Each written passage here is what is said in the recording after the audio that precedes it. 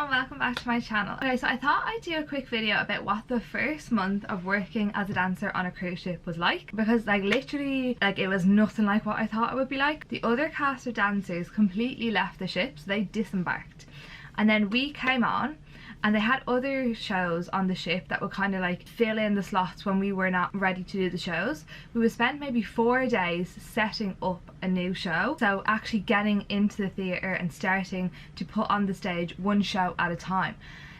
Yeah, it was just nothing like what I thought it would be. So like going from rehearsals onto the ship was like pretty daunting, because it was like everything you had just learnt, you had to literally put it into practice. So it was kind of like, okay, show us what you can do now.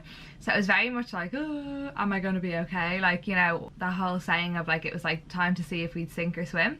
But basically it kind of went through different stages. So it was very, very organised, and it went a little bit like this. So when we learned our dances and their shows, when we were actually in rehearsals, when we learned it, if you've watched my other videos I spoke about this, but basically we learned the dance, and then at the end of the dance number we would take out our books and write through our blocking, which meant like on the actual stage there are different levels on the stage, different parts of the stage, different sections of the stage that actually move up and down or spin around or whatever. It was a moving stage, and also there's numbers at the front of the stage with a grid.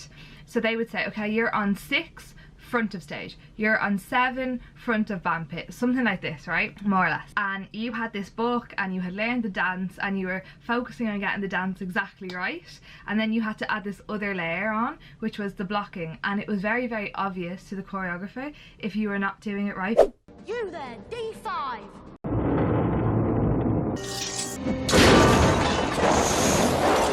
So we'd start from the beginning of the show and run through the whole show doing the blocking. So we'd take the first show and we get on stage and we would do one dance number, and we would literally walk through the dance number through our blocking, and you kind of have to put it into your head. And like you had seen maybe like a written out grid on a piece of paper of what the stage is like, but when you were actually on it you were like, oh okay, because there were so many different sections to the stage, so you're like, where am I? Or maybe you accidentally took down something wrong, you might have misheard it, blah blah blah. So there was all of this, right?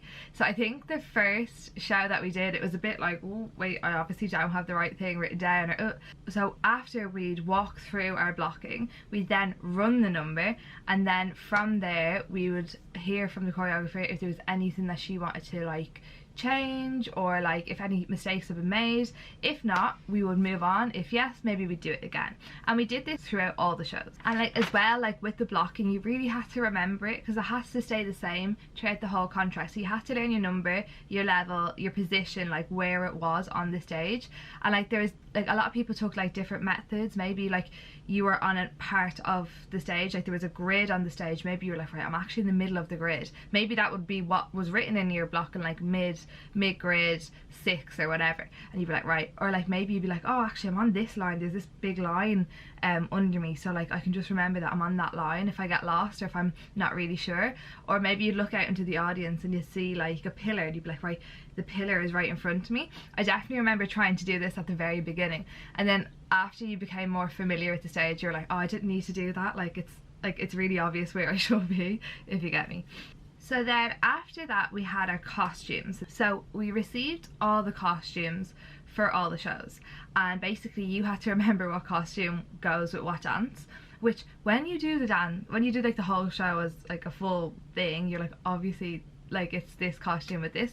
But when you have this big rack of like loads of costumes and you're like, oh, what's going on, everything's new, it can be a bit confusing. So at this point it was very much like remembering the costume that went with the dance. So then after you knew like what costume was for what dance, you had to think about like in the actual show how much time you had to get changed and like where you would put your costume.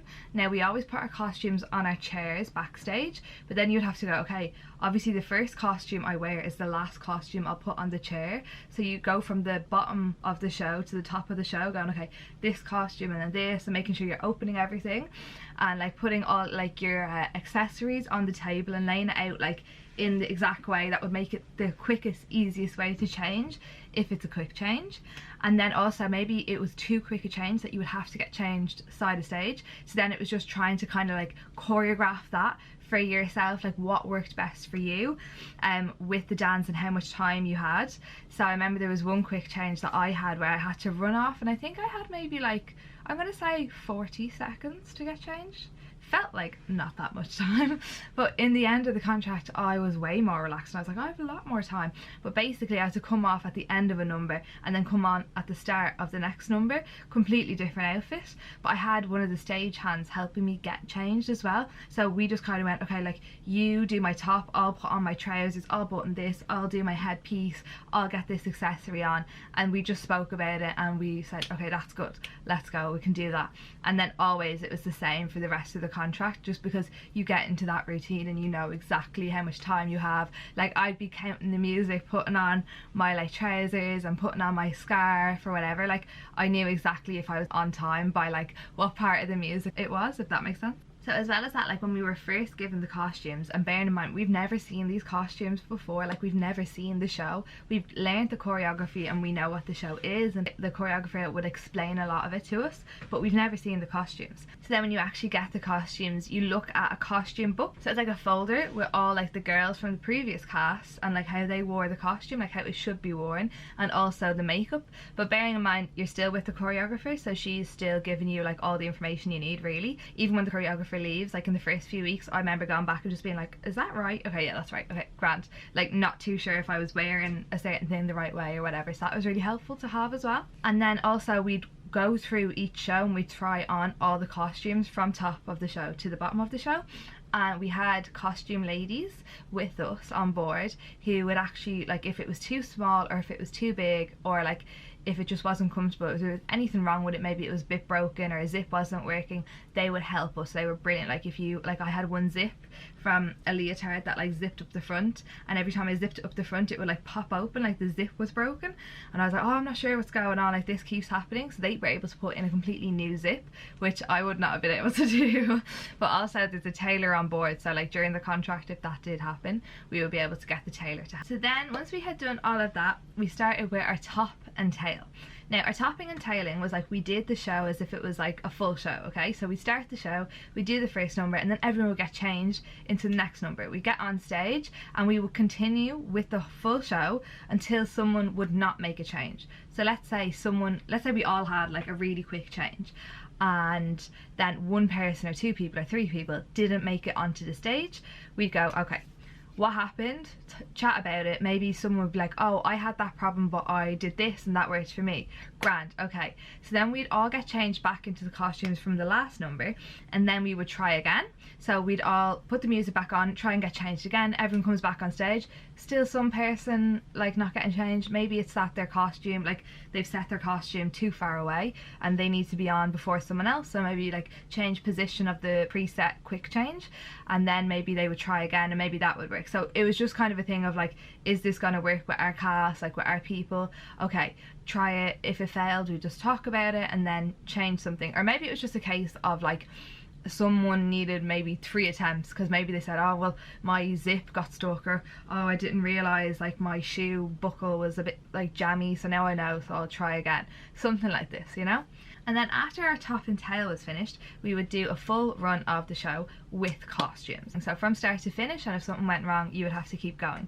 And yeah, I think that was like the kind of exciting part, 'cause you're like, wow, like we've actually done it. But it was also like nerve-wracking because everything is also still very new and you're really trying to pay attention, which is just kind of funny because the more you do it throughout the contract, you're like, oh, that's easy, that's fine, like, do you know what I mean? But in the beginning it's like, oh, okay, do I know what I'm doing? Am I okay? So the schedule for the setup was a bit challenging.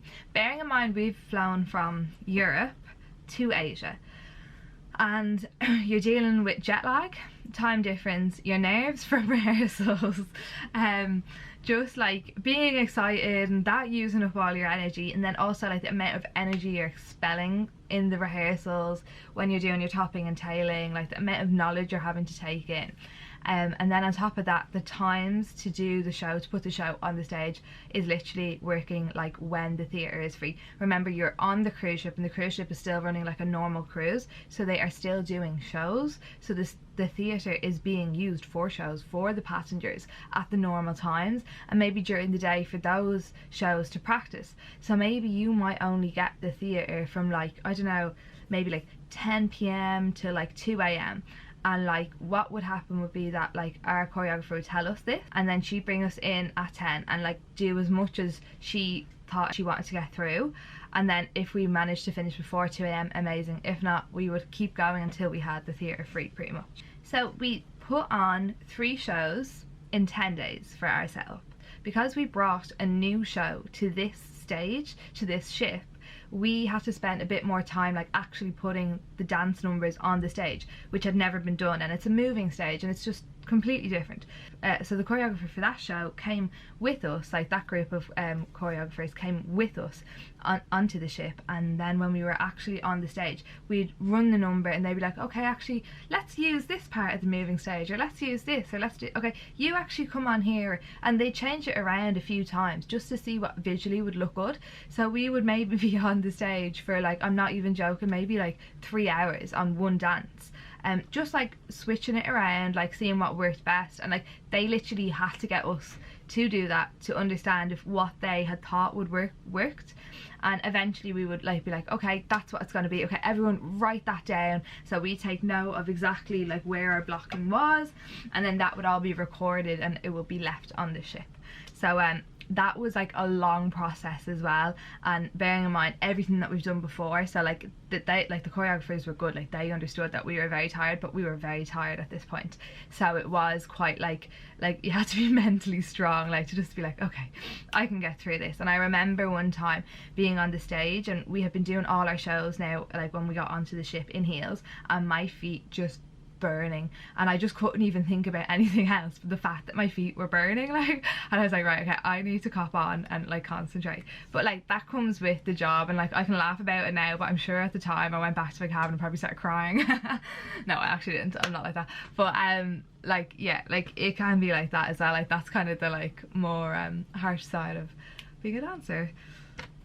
And also one thing that would stop us from using the theatre is if there was a charter, like a company that would bring all their employers on the cruise ship, and maybe they'd be having like company chats kind of thing, is what I've like kind of noticed would be happening. But it would be called charter because they have booked out the whole cruise themselves, and they would want to use the theatre maybe to like have a presentation or have a chat with their employees. They'd be using the theatre for kind of their own thing, nothing to do with the cruise actually putting on a show, but they would have the theatre all day as well. So there was a bit of that as well, and you know, like we'd be like ready to go like during the day to get dancing, to get it all on stage, but the theatre was not free, and the whole point of us needing time to practice was actually to put it on stage, because the dances were good, everything was good, it was just actually putting it onto the stage, practicing with the costumes, and if it wasn't free, it wasn't free, and that was it. Like another thing which I never like imagined was like the first month of doing the setup on the ship, like we did not get off the ship, and I'm not exaggerating, it was 1 month and we didn't get off the ship. And I mean, I remember running out of toothpaste, deodorant, like everything. I remember just getting really panicked and being like, but I don't even have any like shampoo left, I've nothing. And like there was like I think one port day where we figured we could maybe get off for like 3 hours or something, but by the time we actually got off the ship we probably had an hour. So I think we all ran to the closest like supermarket, grabbed what we needed, and got back on the ship, and that was our first experience like getting off the ship. But it was just such a different experience because we got to bring on a new show, and it was just a bit more kind of it was just a bit more full on, like we were just a bit more busy, it was taking a bit more time because it was a brand new show. Everything was new, even like finding places in the backstage for the costumes, and some of the costumes were really big, so like even that took up some time, and there was just like a lot of aspects of it that were just taking up time because it was a new show. So there was that, and like we were lucky as well to have that experience, because that was quite like a unique experience, and you don't really get that, but it was just long, like, you know. So yeah, I don't want to make this video too long, but I just wanted to give you like a quick idea of what it was like first getting onto the ship, because I didn't actually record anything, because I'll be honest, like I really wanted to focus on it, I wanted to get it right, I didn't want to mess up, and I didn't want anything to distract me or anyone else, so I didn't want to be shoving a camera in people's face essentially. But yeah, if you have enjoyed this, please do hit the subscribe button as it really supports my channel, and give it a like if you've liked it. And if you've had a similar situation, or even in like college, if you're training or anything and something has been quite similar, leave your stories down below in the comment section, or if you have any other questions, I'd love to hear from you. Okay, bye.